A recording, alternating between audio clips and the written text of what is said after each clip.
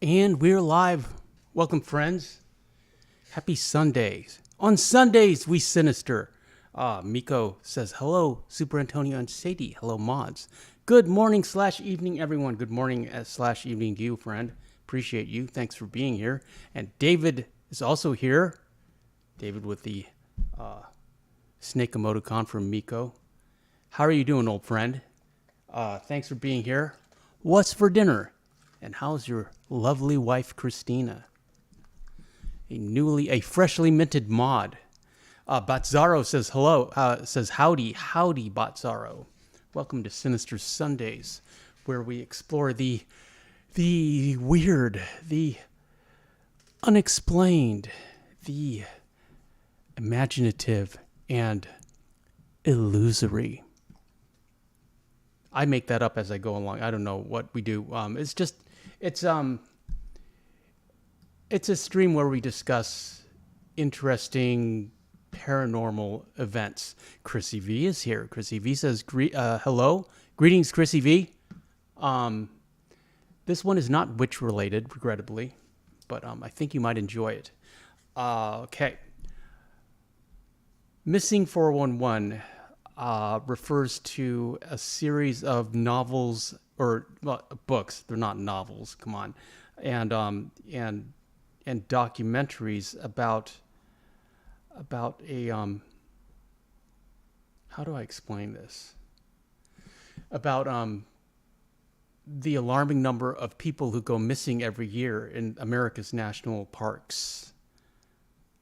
It's an odd coincidence. And this author, a former police officer, David Paulides, has made quite a career investigating these missing people cases who never turn up, or if they do turn up, they always turn up years later, and only parts of them turn up. Let's see, what else do I need to? How else can I explain? He was a former Bigfoot investigator. Shout out to David V, channel member at the Tahiti level for 41 months since the start of channel memberships. And I cannot tell you how much I appreciate that. Your support has meant the world to me and has kept this channel going through dark days. Batzaro says, this is a super interesting topic. I've done a good bit of reading on YouTube, watching on it. Yes, I'm fascinated by it. I will say, okay, so the first half, I'm just going to read from David's first book on missing cases in North America. And then for the second half, I found an interesting, I think it's a college paper, a dissertation that is basically tries to debunk his claims, because you have to have an opposing opinion. I will say, as a big caveat, that before David fell into this genre or niche, he was a Bigfoot investigator. So as always, I've got some beautiful pictures of national parks. Where are they? That's not it. That is our Red Dead Park. And we'll just do a little bit of a slideshow. We can't really show it full screen, sorry, because I don't own the rights to these photos. And also they vary in size and resolution, so it'll just look nicer, smaller. But these are all North American parks, not necessarily. Well, it's like people have gone missing from every North American park, but that was Yellowstone. I don't know where this is. There's Yellowstone again. Anyways, yeah, there was a lot of Yellowstone just because it was so beautiful there. That's somewhere in New Mexico. So, okay, here we go. 9 viewers in the chat. Welcome, friends. On Sundays, we Sinister. Talk amongst yourselves. Reading from Missing 411. This book was never planned. It evolved. After dozens of radio interviews and hundreds of emails, it became very obvious that there were many more cases of missing people than what were contained in the Western and Eastern Missing 411 books. I should start on, let's see, I will skip through the boring parts. As cases were investigated and thoroughly understood, they sometimes led to additional cases and even new clusters. We realized early on that we couldn't have found every case matching our profile, and we knew that the public would assist us in our continued search. This is an introduction. This book includes the following criteria for inclusion. Missing are people with disabilities. Missing left with their canines. Missing are found in or near creeks, rivers, or other bodies of water. Yeah, they're always around water. And this is a map of everyone who's gone missing, all the red. There is geographical clustering of missing persons. Bad weather was often associated with the disappearance. Swamps and briar patches played a predominant role in many disappearances. The vast majority of disappearances occur in the late afternoon or early evening. When the missing is found, many cannot or will not remember what occurred while they were gone. When the missing is located, the majority are semi-conscious or unconscious. When the missing is located, many are missing clothing or shoes or both. And the missing are found in an area that was previously searched. And this is something that I didn't know about. Berries are inextricably related somehow with the new disappearances. Yeah.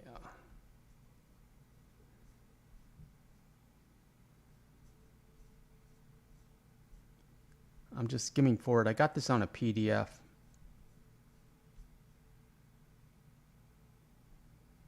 Okay, we'll just move on to case studies, case files, starting with Kevin Robert O'Keefe, who went missing in October of 1985. He was 36 years old in Wolf Point, Glacier Bay National Park in Alaska. Glacier Bay National Park is approximately 70 miles northwest of Juneau. The park sits in an extremely wild and remote area where the Pacific Ocean forms a series of small to large inlets from a wide inlet going north from the region of Funter Bay State Marine Park. Kevin O'Keefe traveled from his home in Sacramento, California, and arrived in Juneau on or near September 20th, eventually flying on to the Glacier Park headquarters. He enrolled in and attended a class about living in the wilds of the park. On September 22, he was flown by float plane into Muir Inlet, just north of Wolf Point, where he established camp. He was traveling alone. On October 8th, 1985, National Park Ranger David Nemeth and his partner were patrolling the region of Wolf Point by boat when they stopped at Kevin's campsite. Rangers found a disturbing sight, and they said, "What's that about?" Kevin's tent was near the high tide line, and this is where they also found a line of debris that appeared to be strewn by the high water mark. Okay, immediately I'm thinking bear attack. The ranger made special mention in his report about the tent having one pole inside that had come down. They found his sleeping bag, foam pad, and other items outside the tent lying on the ground. Rangers knew that Kevin was supposed to be picked up on October 10th and decided to leave his camp untouched. From reviewing National Park Service reports, which were obtained through a Freedom of Information Act request, it appeared there was concern. Rangers went back to the camp the next day, but this time 4 rangers went. They found the camp just as it had been the previous day, and it did not appear as though anyone had used it during the night. The NPS did not conduct any searches, but they did call for Kevin and didn't get any response. Kevin, oh, Kevin, that doesn't sound good, but it's 1985. They don't have GPS yet. They should have shot off a flare at least. On October 10th, Rangers again returned with the additional assistance of an airplane. Rangers conducted a 2-hour flight over the area looking for Kevin, but they could not locate him. On October 17th, 1985, the Anchorage Daily published an article describing what NPS Rangers found at Kevin's campsite. Aided by search dogs, they found his boots and a hat half a mile away down in a gully out of sight of the main camp. They found his food and caches too, but they never found any sign of the 36-year-old tourist. Later in the same article, rangers speculated about what may have happened. What happened to Kevin O'Keefe may never be known.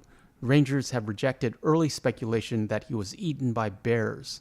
Rangers stated that there were no bear tracks anywhere in the area of Kevin's camp, and even added almost no wildlife of any kind.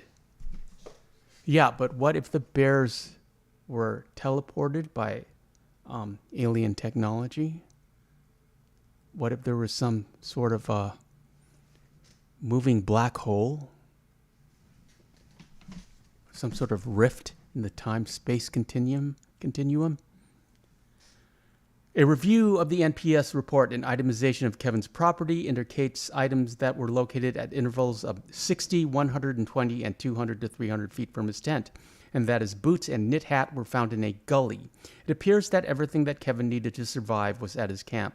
He had survival books and pamphlets, film, food, a toothbrush, soap, cigarettes, vitamin C, a compass, a flashlight, and other assorted items that you would expect to find in a campsite where someone was staying for over a month. Summary. NPS Rangers did contact Kevin's family and found that he had planned to take a series of short hikes from his camp on a daily basis. He had not planned on any lengthy overnight treks or meeting other people. Rangers had found Kevin's day pack in an inventory search, indicating he had not left his camp. Kevin's glove liner was found several hundred yards from his main camp. His boots and knit cap were found almost a half mile from camp and found only with the aid of search dogs. Rule A says Super Antonio is the best. Thank you, friend. Appreciate you being here. Tonight we're just exploring the missing people in America's national parks. It's Sinister Sundays. And I had to throw that Bigfoot picture in there.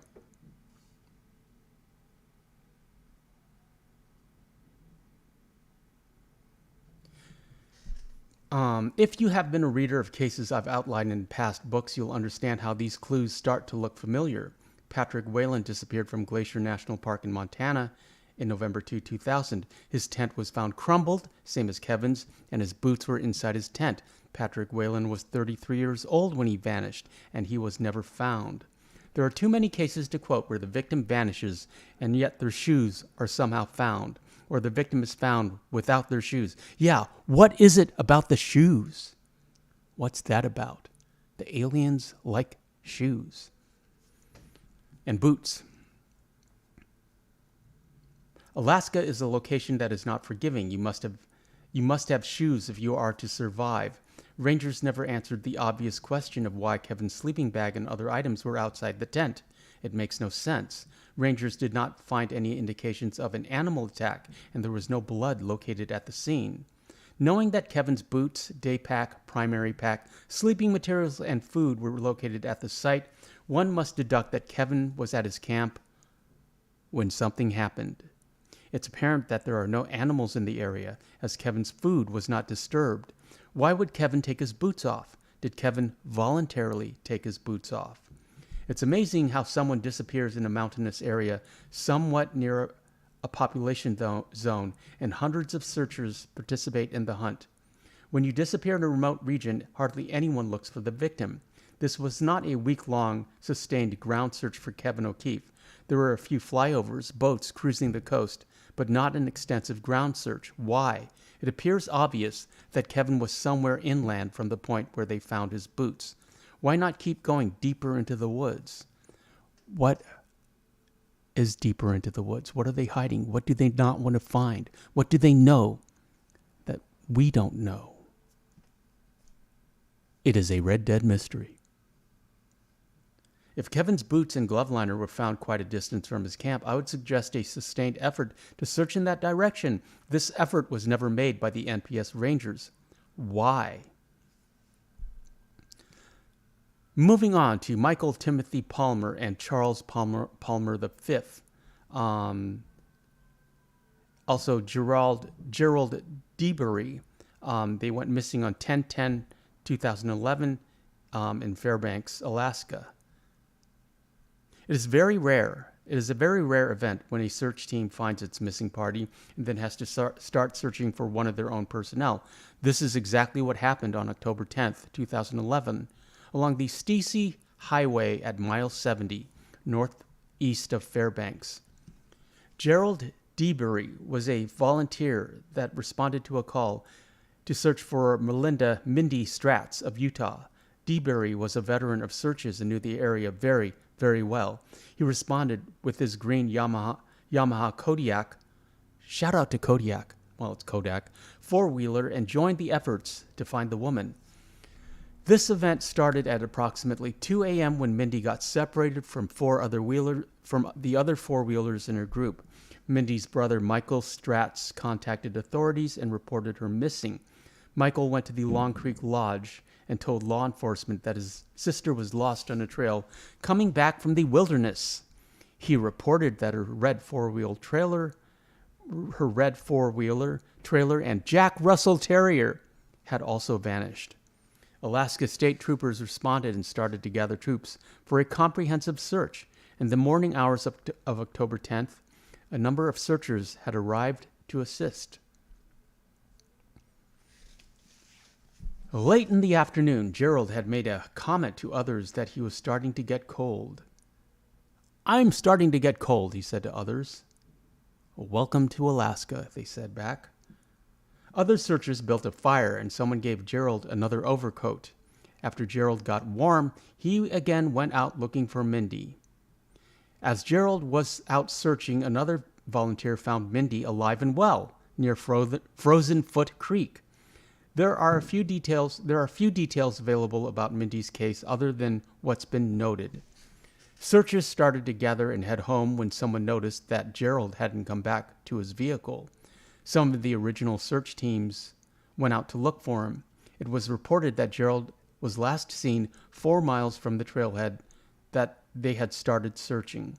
Searchers were also told that Gerald had medical problems, but his medical condition was not released to the public. Early in the morning of October 11th, 2 different helicopters with forward-looking infrared radar started scanning the woods looking for a heat signature. They were looking for a predator. The Alaska State Troopers sent their helicopter and Piper Super Cub, while the Alaska Air National Guard sent rescue teams to cover the ground. Formal and informal searches for Gerald continued for a week with no evidence of him being found. The owner of the lodge where the searchers were staging was Paul Potvin, an old friend of Gerald's. The Alaska Dispatch on October 14th printed a statement from Paul about the search for his friend. "It's a mystery," said Potvin. "The four-wheeler is gone. Something had to have happened to him. He didn't get lost. Everybody agrees with that. He's been out there way too many times to get lost. That's the most baffling part. If Gerald didn't get lost, where was his four-wheeler? If the four-wheeler was in the area at the time, the FLIR, the forward-looking infrared radar, was in the sky. It should have indicated a heat signature. It didn't, or it wasn't there."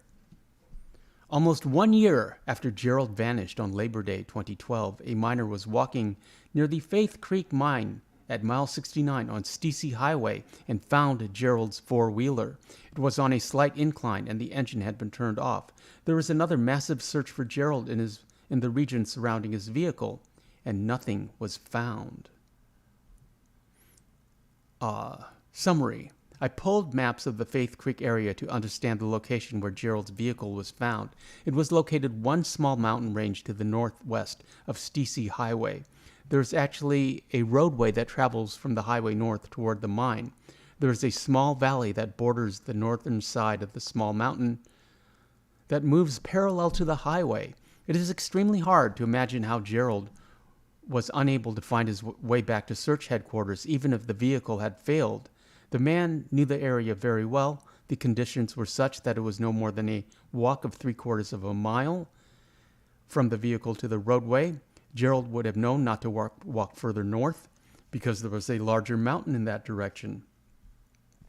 I find it very peculiar that the aircraft with a forward-looking infrared radar never found Gerald's vehicle. The Alaska State Troopers are experts at search and rescue and do this regularly. To look in a fairly confined area and still be unable to locate a vehicle with FLIR is odd. Fleur Delacour. Shout out to Harry Potter. I find it very, in one last attempt to find anything the night Gerald vanished, the Alaska Air National Guard sent a second FLIR-equipped aircraft and swept the region, finding nothing. Gerald's sisters flew to Alaska to assist with their brother's affairs. One of Gerald's sisters, Cheryl Hart, made the following statement to WTAP on October 20th. We just have to keep the faith and hope, that he ever wanders in, or we find him. Gerald DeBury has never been found. I don't know when this was written, but I'm going to look that up and see if he's been found. I assume this was written around...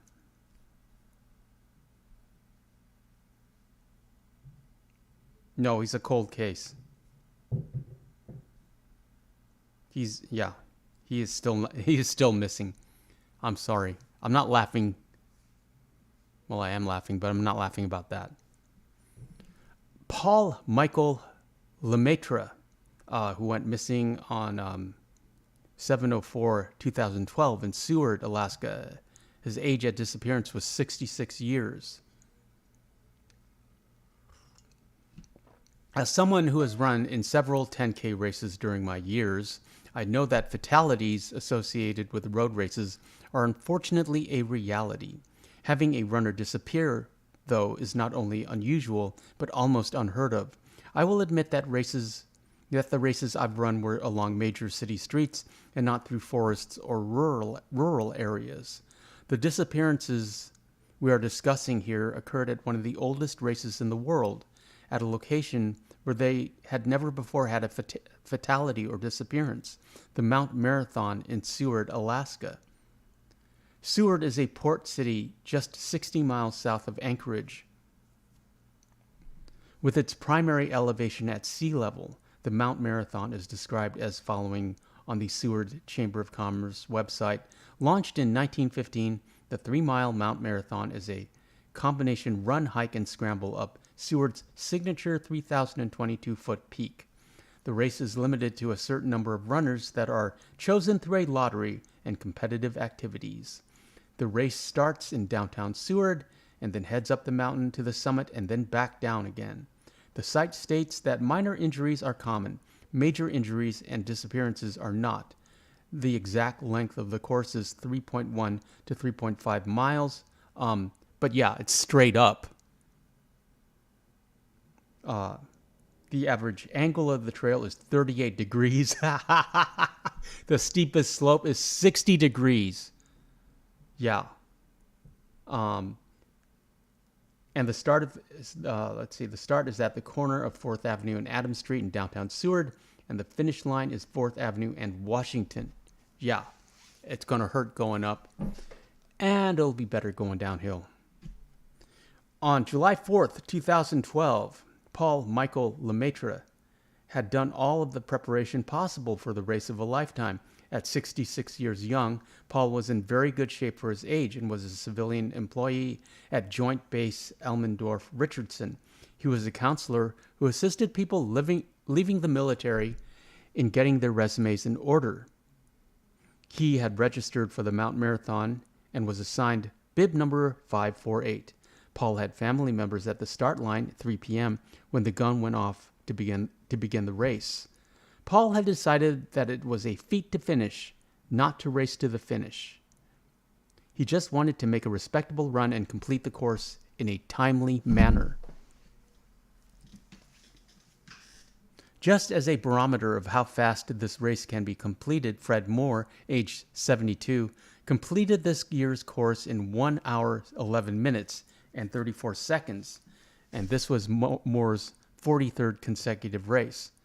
So if you push and you hustle and you're used to that altitude, you could do that in an hour.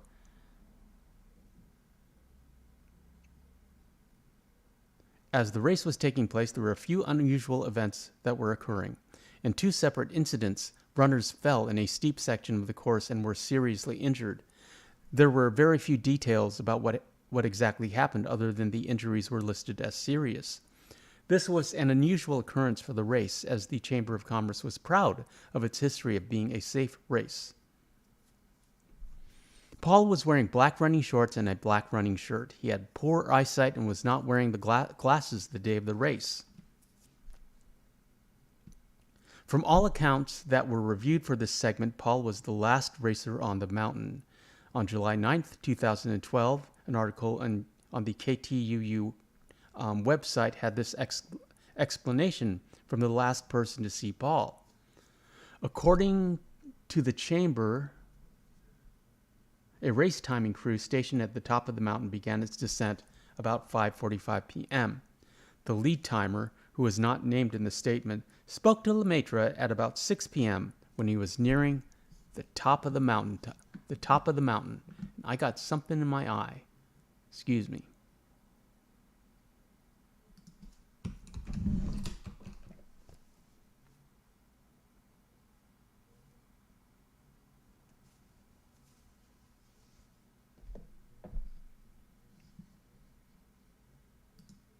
And we're back. The lead timer, who was not named in the statement, spoke with Lemaitre at about 6 p.m. when he was nearing the mountaintop. The timer had reported that Mr. Lemaitre verbally confirmed that he wanted to continue. Chamber officials wrote Monday. He looked good and did not demonstrate any sign of distress or physical or emotional concerns and was moving slowly and steadily up the mountain. The timer continued down the trail. They grow 'em tough in Alaska.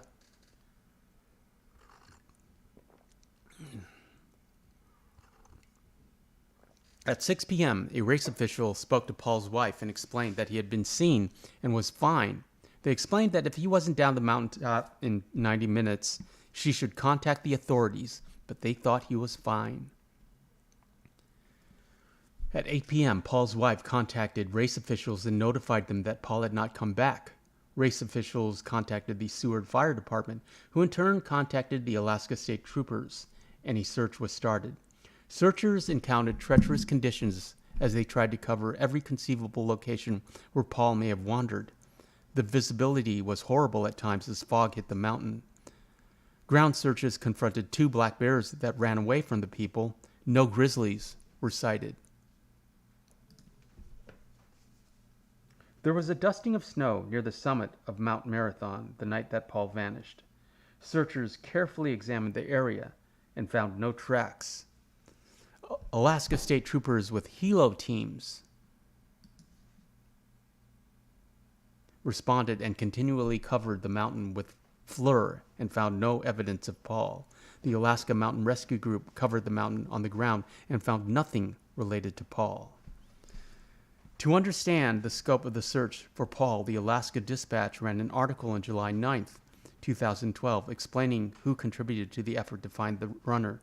Hundreds of volunteers have been involved in the rescue operation, including the Alaska Mountain Rescue, Nordic Ski Patrol, Alaska Search and Rescue Dogs, Bear Creek Volunteer Fire Department, National Park Service, Seward Police and Fire Department, Air National Guard, Alaska State Troopers, and many Seward residents, as well as racers who returned to Seward to help with the search. That's nice. Several dogs from the Alaska Search and Rescue did cover the mountain attempting to find Paul's scent. Nothing of value was found by the canine search teams. In summary, Paul Michael Lemaitre disappeared in an area where there had been hundreds of runners, an area that had a very well-marked trail and an overlook near the summit, where there can be no mistake in which direction Seward and the finish line is located. The summit has very little foliage and lots of rock, dirt, and borders. An extremely comprehensive 4.5-day search for Paul failed to find him or any evidence that he was on the mountain, yet we know for a fact that he was 200 feet from the summit at approximately 5:45 p.m. on July 4th. Paul actually saw the direction that the race official was walking down the mountain. Mama 1 and Papa 1 are here. Everyone say hi to Mama 1 and Papa 1. And greetings, Mama 1 and Papa 1. On Sundays, we Sinister. I'm going to lose my place. This case is another example in a long line of missing persons cases where the last person in line disappears and is not found. I know that it seems as though there should be an easy explanation of what happened to Paul. There is not. Paul had some of the best and most experienced searchers in the world looking for him, yet he couldn't be found. You had some of the most sophisticated radar technology in the sky looking for him. The FLIR could not locate Paul. Searchers did not confine themselves to the race path or trails. They actually went to the backside of the mountain. In the event, Paul got completely disoriented and dropped over on the other side. Searchers found nothing of value on the backside of Mount Marathon. Paul was formally listed as deceased by exposure, and his family wrote an obituary for him in the Anchorage paper. Searchers were confronted by bad weather and fog. Canines could not find a scent trail. Paul was confirmed to have poor eyesight. He was the last runner on the trail when he vanished. Helicopters and airplanes utilizing FLIR could not find Paul. At 6'2" and 215 pounds, Paul was not a small man. Something unusual happened on Mount Marathon on our nation's anniversary in 2012. Paul Lemaitre was the victim of an unusual event.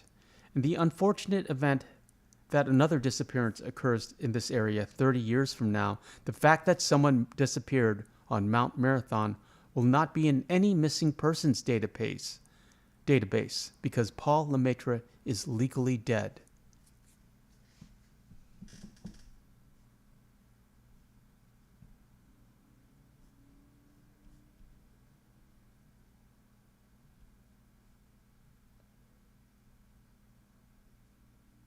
And there's a lot, it moves on to Washington, but I want to read a little bit about, that was the pro. Let's read a little bit of the con, because that's also interesting. You have to be skeptical of it. I mean, it could be, this seems to be a college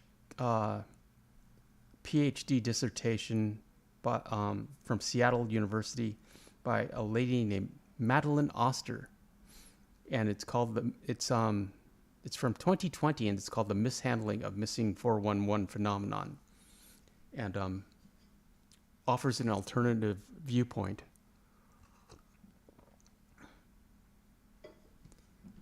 So this paper is entitled The Mishandling of the Missing 411 Phenomenon. Ever since David Paulides' Missing 411 series became popular in the general population of both true crime readers and supernatural theorists, there has been a constant conversation about what the cause could be. Even more so when Paulides claimed that a Freedom of Information Act he filed against the National Park Services to access the list of missing people came up with an additional fee of $1.4 million, or so he claims. Since then, not only has Paulides started up a petition to have that information freely accessible, as it should be, he has begun to publish a series of books, podcasts, and even documentaries on the subject. In fact, he's published 11 works in both video and literary format, which are accessible on the Can-Am Project website, all preceding the list of missing persons information, cases, and the oh-so-important petition. There's much contention over whether a list exists at all, actually, as the NPS primarily stands by and continues to deny Freedom of Information Act requests. Yeah, that's part of the mystery, is the parks won't give a specific answer of how many people go missing every year, and they might not know. It might be too difficult to compile, or it might just, the information might just be lost in a bureaucratic mishmash of. Between presentation claims on both ends and undoubted secrecy, the whole situation is messy, and a lot of big questions can be answered with simple actions that haven't yet been made. There isn't any official claim as to why information on these people isn't made readily available, to at least help authorities searching for these people, to notify guests of safety concerns and trends, or at the very least to make guests aware of missing people they could keep eyes and ears out for. No, instead there have been distant claims of such information being public, frightening away potential visitors of the 327.5 million recreational visits to the park as of 2019. Here and there are even claims that no list of statistics of missing people exists at all. Should you ask for it, park rangers or employees allegedly have to claim it doesn't exist, though in some reasonable instances it would be a violation of contract or oath. First, it's important to talk about some clear facts. According to Paulides' near-decade of research, about 1,600 individuals can be estimated to vanish each year while visiting U.S. national parks. It's the only estimation that exists, so it's the first place to start. The Department of Justice has the missing national and unidentified person system. However, all submissions to the database are voluntarily submitted by the investigative force. According to the NamUs homepage, 600,000 people disappear in the U.S. per year. Currently, only 42,700 active cases are listed on the site since its founding in 2003, of what should technically be around 10,172,500 cases. That's a report rate of 0.42%. Of the estimated 1,600 people who go missing each year in national parks, it's alleged that 77% are rescued, which leaves around 368 unsolved cases per year. Currently, the NPS only lists an average of 3 cases per year on their cold cases page, and those years are sporadic at best.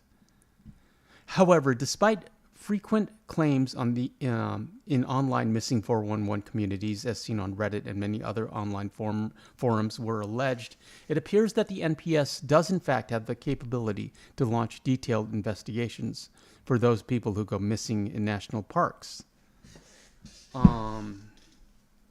Let's see. The amount of listed cases by the NPS is practically negligent in comparison to NamUs, which is already remarkably low. However, if the NPS's National Park Service is acting as what is essentially a police force on park property, and allegedly, quote, don't have a list as many 411 theorists have claimed, it feels almost reckless. Or they are ordered not to release the list. It leads one to assume that there must be a list somewhere compiled of cases that have been publicly reported on. Someone is licking my foot. What's that about? Hop, get back up here. This isn't scary. You're not going to go missing. I'm not going to let you go missing. Say hi to Mama 1 and Chrissy V and Papa 1 and David and everybody, okay? Tell them to like and subscribe. And please don't chew in my ear. Okay, moving on. This allows for 2 conclusions to be made. One, though park rangers trained as law enforcement officers may not be trained to work specifically with dead bodies, rarely, if ever, is a missing person declared dead prior to the discovery of a body, which allows properly trained rangers the full ability to handle the case up until a body is discovered. 2, at the very least, someone in the parks must be keeping track of instances in which people go missing on park property. It's quite literally required that these instances are reported upon discovery of an issue. Of course, there is the jeopardy of certain cases to consider when reporting publicly. Certain information could be safer kept in order to pursue a resolution in the case. However, that more than often does not involve the name, age, sex, race, or perhaps a general location of the person who goes missing, all of which can easily supply public aid in cases that lack a body altogether, but can provide important information on the circumstances in which people go missing, information that would help a guest Stay safe on the trails.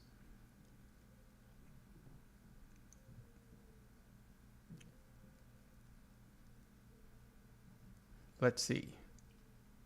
I'm just skimming, looking.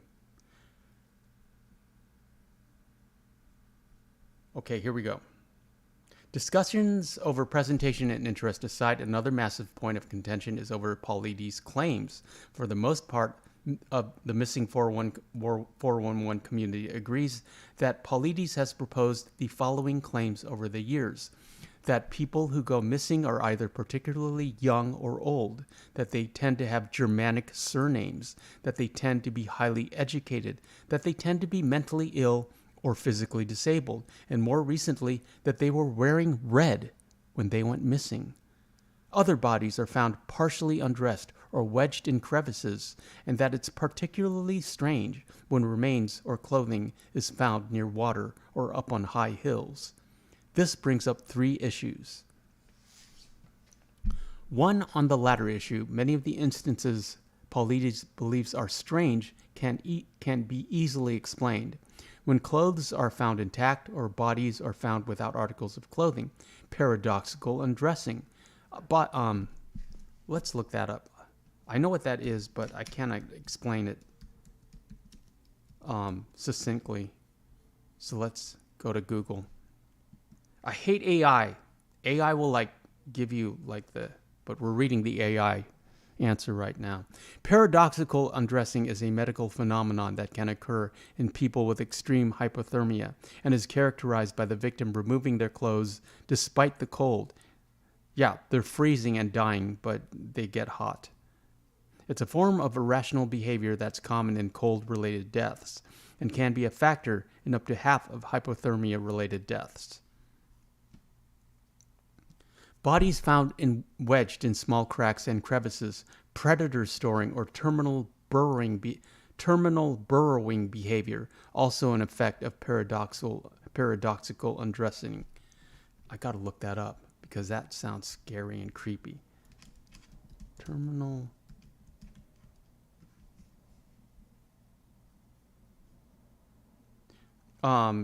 burrowing is a self-protective behavior that can occur in the final stages of hypothermia. It is also known as hide and die syndrome. Those affected will enter small enclosed spaces, such as underneath beds or behind wardrobes. Yeah, that's scary.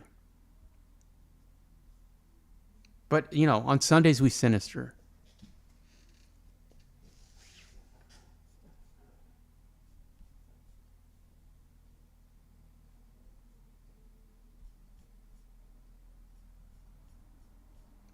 I lost my place.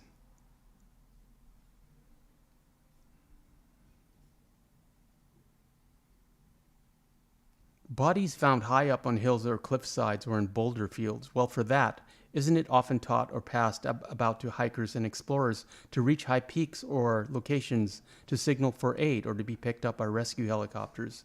Though that scenario in particular may be an outlier, it could be assumed that one would think to do such things, especially if they are aware that they're lost.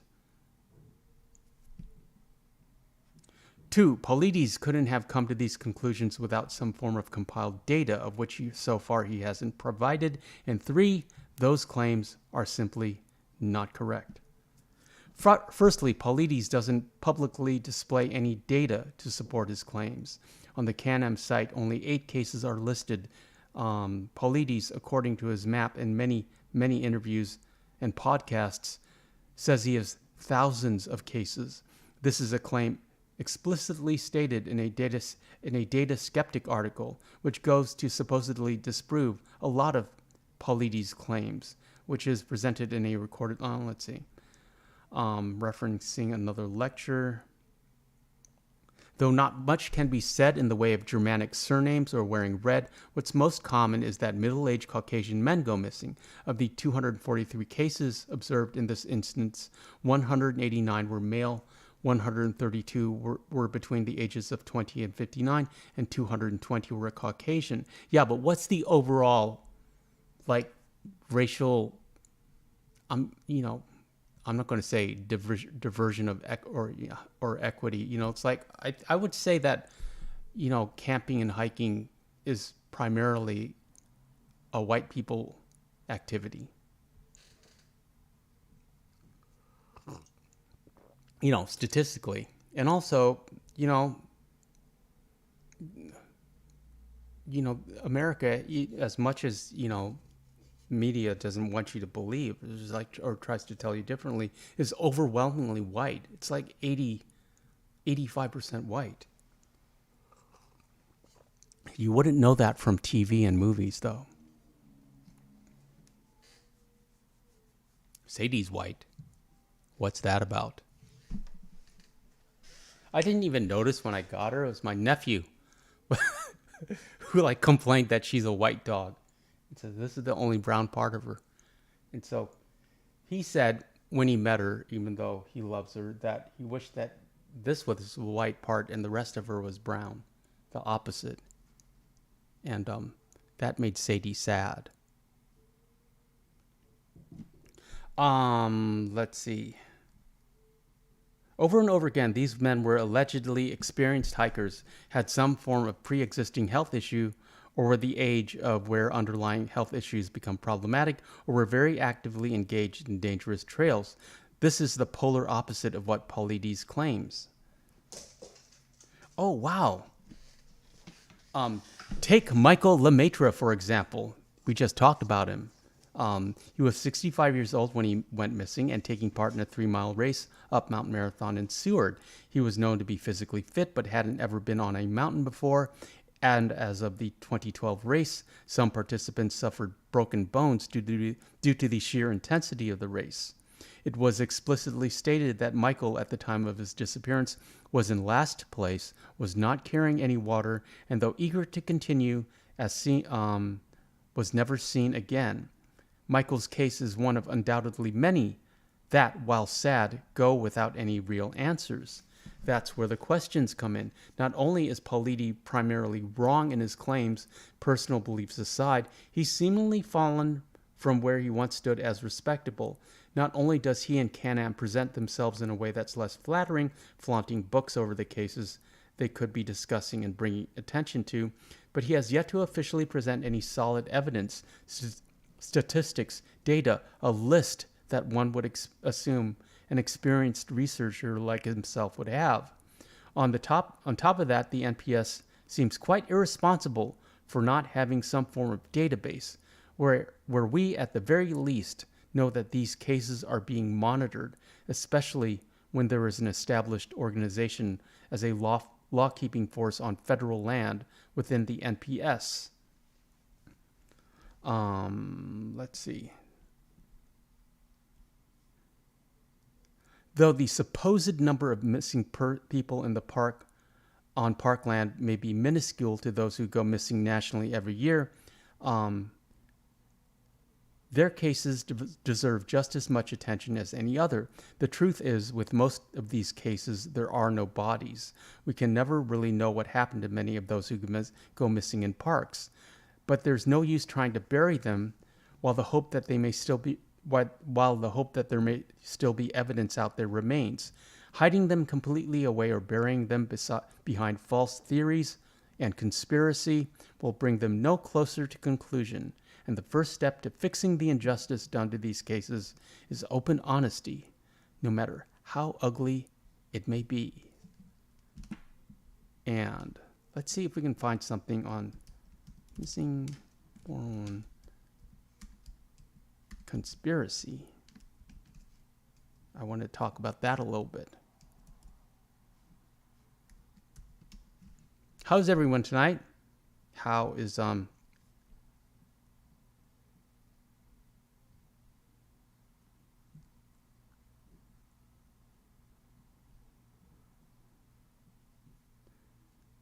going to Reddit, which is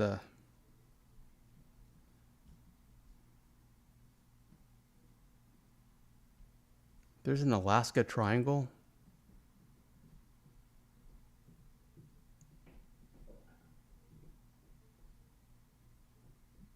The Skeptical Inquirer.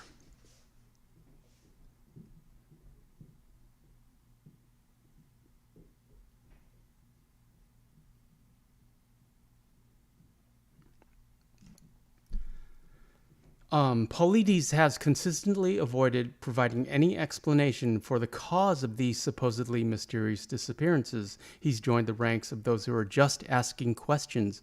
One might assume Paulides, founder of the North American Bigfoot Search and author of the book Tribal Bigfoot, would arrive at some cryptozoological explanation. While this hasn't happened yet, it may, as Missing 411 appears to be an evolving mythology.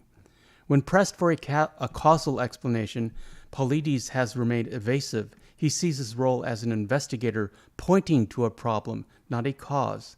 Alien abduction, ghost involvement, fairy kidnappers, and transdimensional chupacabra can all be swapped in and out as possible explanations for this apparent mystery. The topic seems to be constructed with intentional ambiguity, promoting any non-scientific idea to fill in as a possible explanation. Well, it's a formula that works. It's a very intriguing mystery. I mean, we're investigating it right now, and it's fun. It's sad that these people go missing, but it's fun to talk about and speculate. Despite Paulides' appearances on Coast to Coast AM and talks at conferences and interest in Bigfoot, proper skepticism requires us to entertain the Missing 411 claims independently of his history and other beliefs. We should not dismiss this idea outright, in the same way we wouldn't dismiss Linus Pauling's legacy in chemistry because of his pseudoscientific beliefs about vitamin C. Could it be that an underfunded and understaffed National Park Service and related police departments lack the tools and ingenuity to determine that an unidentified serial killer is at work in the parks? That is not outside the realm of possibility. Though Paulides has never put this particular claim forward, there is a non-trivial possibility that he's inadvertently produced a data set from which this conclusion could emerge.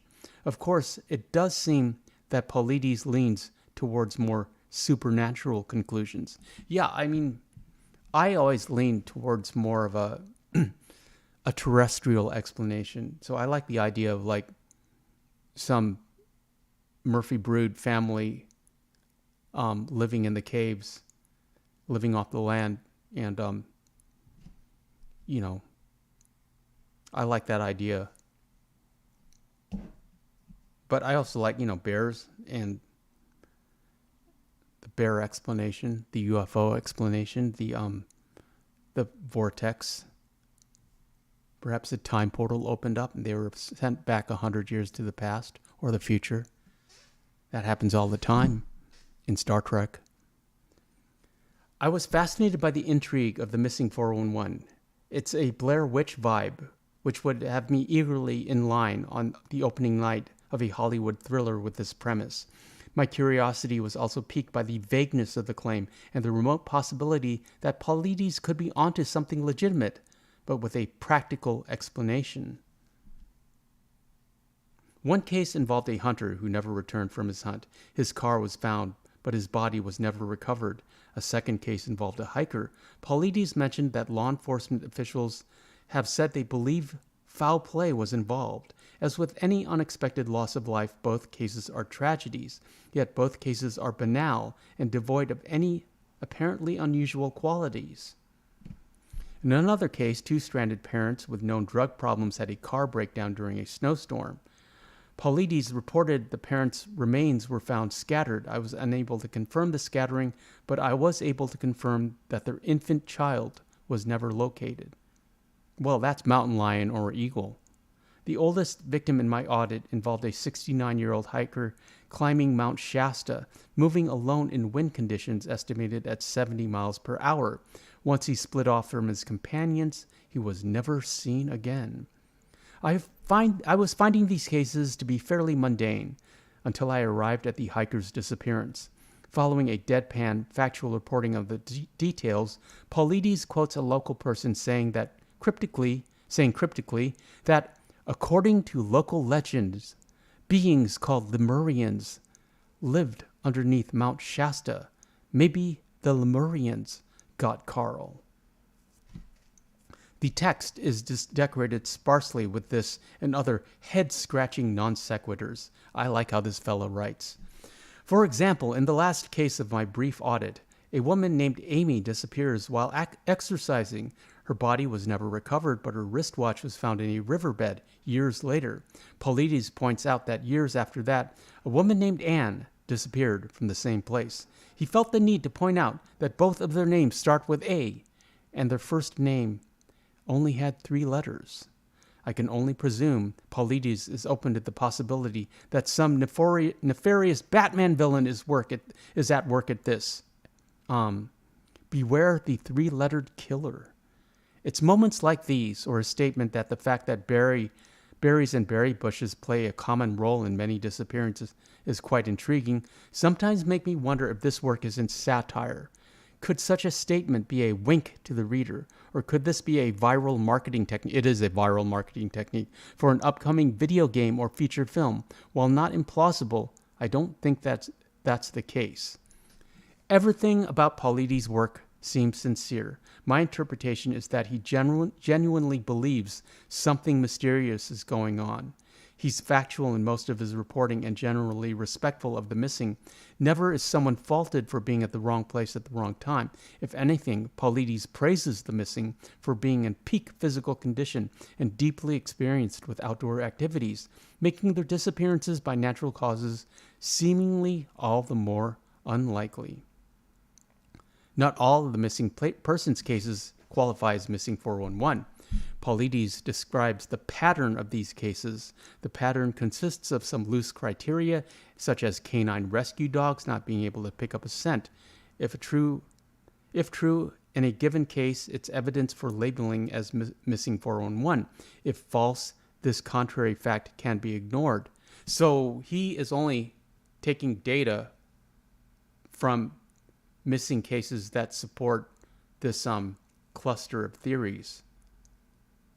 Another optional criterion in cases where a deceased body is recovered but found a distance or elevation away from their last known whereabouts that, quote, defies common sense. Yet Paulides doesn't present any Twilight Zone-esque cases of people showing up in bafflingly distant places. In truth, most of these supposedly common sense defying distances are just a few miles. Granted, terrain conditions have a huge impact on lost hikers. I don't want to dismiss anything outright due to low magnitude, but I don't find anything exceptional in the cases I reviewed. The strangest case I recall was a hiker who was found 3 days later, 14 miles from his last known location. To me, as a hiker, this is not an implausible distance to cover in that time. On the whole, I find no outstanding cases in my research of missing 411. There's a surprising absence of anything spooky. No one is found a decade later without having aged a day. A missing 411 victim hasn't appeared enigmatically on the opposite side of the world. No cryptic notes or ciphers appear in the book's pages. The cases are disappointingly typical of what one would expect from a missing persons case. The proposed unusualness of these cases seems hardly greater than one would find for a rare and unplanned occurrence, such as a disappearance. But could there be a mystery in the aggregate of these cases? Perhaps in total they paint a grim picture. Unfortunately, Paulides does not explore this idea. The argument, such as it is, seems more in the form of, look at all these cases. Even if one or two are explainable, they can't all be explainable. No matter how many half-truths one collects, they never sum up to a whole truth. To be sure, within the missing 411 data sets are cases of unsolved foul play, kidnappings, private sleeping situations, animal attacks. Algorithm is never going to get us again. People looking to disappear and assume new identities, D.B. Cooper, and other natural explanations. Yeah, that is a natural explanation. What if they're just like wanted to disappear because, they owed a lot of money, or it was too hard to get a divorce, or, like for whatever reasons. Maybe they needed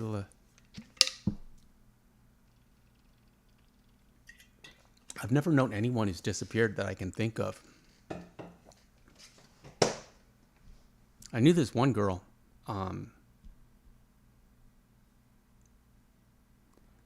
I'm trying to explain, or trying to think of how I'm going to explain. Okay, I was in college, and she was taking the summer off to go to Europe. Okay, and so she closed out. She moved out of her apartment because she was just going to live in Europe, in hostels and stuff for like the next 6 months. So she and she was somebody's roommate. So she moved out of her apartment. She sold most of her stuff to raise cash. She packed up all her stuff, all the stuff she was bringing to Europe. Got her passport, paid for her ticket. Got all her traveler's checks and all that. Got everything ready, and then had a big party. Okay. Big party. I went to this party the night before she was supposed to leave. She also sold her bike to a mutual friend of mine, and that night, after the party, she was riding her bike to deliver it to her to that friend of ours who was going to take her to the airport the next day, and she got blindsided by a hit and run. I don't know if we're allowed to say that word. And no worries, she's only sleeping. So the weird thing, though, that I always found fascinating is that she said goodbye to everyone. I said goodbye to her. She closed out her life. It's like all of her stuff was either sold or like in a backpack and, a carry-on. And, and it's just, to me, it's fascinating how she got a chance to say goodbye to everyone and to close out all her affairs. But she didn't know that what was happening. So that's the only thing close to a missing 411 missing persons case that I know personally.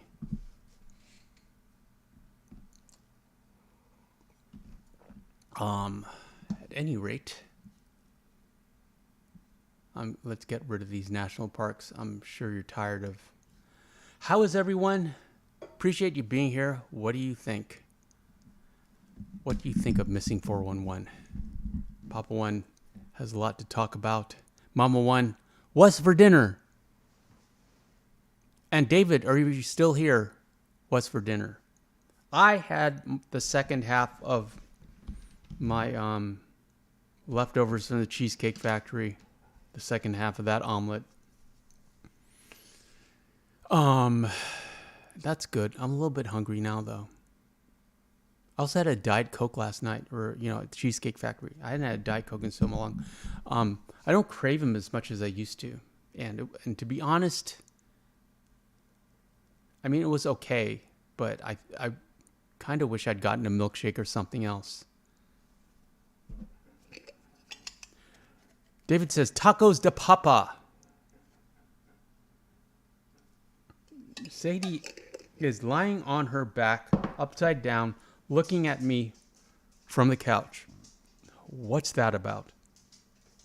And she's up. So we brought her back. Papa One, I had some thoughts about you. About how you're, you talk about your father and how you're missing your father. And I can appreciate that. However, in this community, you have assumed that role with the younger gentleman in the chat. Same with David and Odog.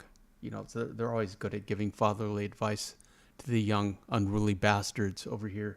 And I appreciate that. And it's one of the things that I really enjoy about these live streams is this community that we have, that I was able to bring together. I don't feel responsible for it. I'm just happy that you guys are all here. But it's one of the greatest things I've ever done, and one of my proudest achievements. Mama Wallen says, we had meatloaf. I love meatloaf, and meatloaf sandwiches the next day. Mashed potatoes, gravy, okra, squash, cornbread, and pinto beans. Yeah, and what was dessert? That sounds delicious, Mama Wallen.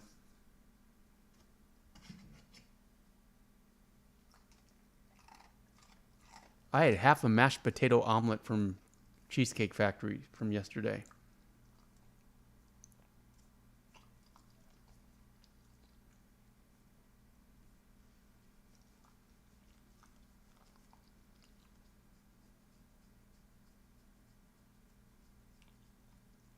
Marston Monday's tomorrow night. I have no idea what we're going to be doing.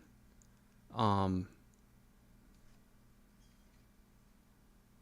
meatloaf sandwich, cold meatloaf with like mayo and maybe tomato and lettuce. That's delicious. And Mama once says we had strawberry shortcake, homemade. I love strawberry shortcake.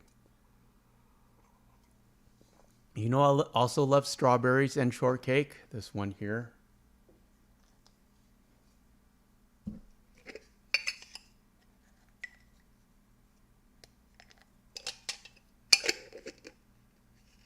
David says, on Mondays we Marston. Yeah, I don't know exactly what we're going to do yet, but I'll think of something. I'll keep you occupied, David. I'm happy to. Let's see. Papa once says, I appreciate you all. I am honored you all see me in that way. I honestly can't express how much I love and appreciate all of you, each one of you. You have helped me so much with my past traumas. What was I going to say? I was going to say, Papa, when you give a lot to the chat, you know, it's like you offer your wisdom and experience, and, you know, we're all happy that you're here. Same with you, Mama One. You know, it's like all of you make up the community. I don't know how to say that more succinctly. You know, it's like I couldn't do this without you. And pretty much I just, you know, I like to feel that this is just a focal point. This channel is just a focal point that brings all of you together. And hopefully you hang out outside of the chat and you make friends in the chat. And this community enriches your lives in, you know, a tiny, small and subtle way. It's important. You know, it's like the internet is designed, or let's rather say the algorithm is designed to divide people because it only cares about engagement. And the easiest way to engage an individual is to get them angry. It's like people will far more respond, you know, comment if they're angry than, you know, than a like. You know, if they like something, that's okay. They'll just move on. But if they're angry, they will get into an argument about it, and it'll just go back and forth. And that's what that's what the algorithm wants, because it drives up engagement. It you know, you spend more time on the site. You may or may not be looking at the ads on the side. But yeah, it's all about engagement. And I try, since this channel's inception, I've tried to do the opposite of that. What's that about? Which is like the worst possible reason to start a channel if you want to be successful on YouTube. You know, it's like, but here we are. Miko says here, and like Hosea imprinting his wisdom on and life lessons. Yes. Batzaro says, my mom passed away when I was 10. I'm very sorry to hear that, Batzaro. We just have to remember the love they left with us. and take that out and give it to those they can't. Sharing her love with my son is the best healing. Yes, Betzara, and passing it on. And also, I firmly believe that even if throughout your life, you will meet people that will become surrogate mothers and fathers and brothers and sisters to you. You will bond in different ways. Like if there's an age gap of like 20 years, between men, certainly there's going to be a father son or an older brother, younger brother dimension to that friendship, but you're just not related by blood. So I do think that the universe will like put different people in your path that can help you and offer you comfort and wisdom that you may have been missing or not been exposed to. And I love that the chat is also available to do that. Mama One says, Papa One has done so well in this community. Something about you all lets him open up and talk about his war experience. He never would talk to people at counseling and such. So thank you all. I'm glad. It's partly, I think it's because you can hide behind a keyboard. So you're more free to talk about, things that might be sensitive or, it's also, you're not actually talking. You're typing, and it's easier to type out a secret rather than to say it out loud in the air. Speaking has power. It causes, it's like, it's like chanting, Chrissy, if you're here. It's like, it's like a spell. I'm Super Antonio. Thanks for watching. It's like when I do that, when I repeat that over and over and over again, it becomes like, it becomes more than the words. That's the power of prayer, is like, you vocalize something and you send it out in the air, but you don't have to do that if you're just writing it, but you still get it out of your head. And that's what's important, Mama One. I wish I could say that more succinctly. See, when I go off script, when I don't have something to read, I'm just all over the place, and I apologize. Mama One says he became an even better version of himself thanks to you. And Papa One says, thank you, Miko. I'm truly touched, my brother. And Batsaro says, Papa One, I'm a veteran myself. I went to Iraq twice. I understand not talking about it. Shout out to Batsaro and all the veterans in the chat. Thank you for your service. July 4th is coming up. I'm going to have hot dogs, which means this one's going to have hot dogs. And I was trying to find I'm not so, like I have a craving for mashed potatoes because everyone keeps talking about it in the chat. But now that I've had it, I'm happy not to have them again. So I think my the potato element of my 4th of July meal will be potato chips, which is a standard 4th of July menu treat. But I haven't really thought about it other than I like hot dogs with barbecue sauce and cheese. That's about as far as I gotten. And I used to like them with like onions, but this one can't eat onions, so we're not going to have onions on our hot dogs. And relish. I do like relish. But I don't know. I should get like an apple pie or something, or a cherry pie. At any rate, Sadie's gone because she wants to go to bed. And I still have to go back to work now. I appreciate all of you. Shout out to the mods, Papa One and Mama One and David V and Chrissy V, Odog, gone but not forgotten, Serena, fighting a giant spider, Batzaro, thank you for your service, friend. Oh, wait, before I go, I was thinking if I can string together an hour of home movies of, just around the apartment showing you stuff. I want to do a stream, maybe, I don't know when, but it's like maybe on Wednesday, just call it like a home movie stream where I just kind of talk about, stuff that, the house, just show you, Sadie's toys and, my movie posters and my postcard collection, my action figures, all my stuff. So I'm thinking about doing that. But, it's a pain filming on my phone and cluttering up my phone's hard drive and then getting it off the phone. But, it's like I want to do it. So I'm going to do it. Thank you all for being here. I really enjoy these Sinister Sundays. On Sundays, we Sinister. Enjoy the rest of your evening. You all mean the world to me. Shout out to the chat. Thank you, and enjoy the rest of your evening. David says, y'all come back.